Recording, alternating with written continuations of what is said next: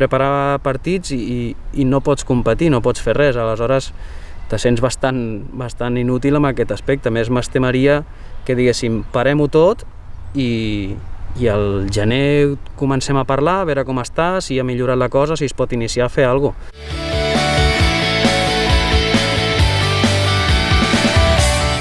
Per un cas d'un jugador que va estar amb un positiu, vam tenir 5-6 jugadors paralitzats durant 5-6 dies, aquell partit no el vam poder jugar, i el següent, a falta de jugadors, vam demanar al següent rival, que era el Torreforta, si podíem suspendre, i ens van dir que sí, i no hem pogut jugar aquests 2 partits. Després, els 2 següents, ens hem trobat amb que no s'ha pogut jugar perquè s'ha paralitzat tot i encara no hem començat.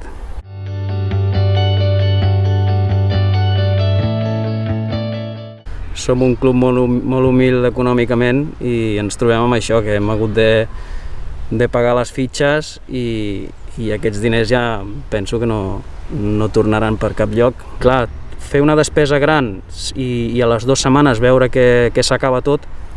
doncs crec que per aquí sí que podien haver estirat alguna cosa.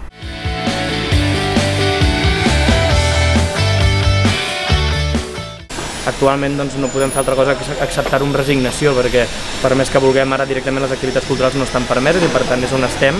ens agradi o no ens agradi. En qualsevol cas, sempre que puguem recuperar les activitats nosaltres treballarem per fer-ho.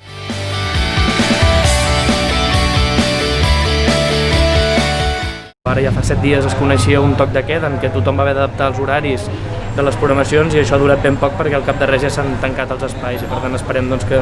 la situació es reparteixi el més aviat possible, sobretot perquè, com dic sempre, la cultura també és un sector econòmic del que viu moltíssima gent i molts professionals i no és només un entreteniment.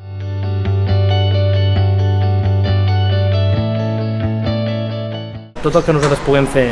per reubicar nous horaris o noves dates, mantenir les entrades als espectadors, és la millor opció, creiem, tant per a les companyies actuants, que no perden l'actuació, però també pels usuaris que simplement guarden aquella entrada que valia per un dia i que serà vàlida per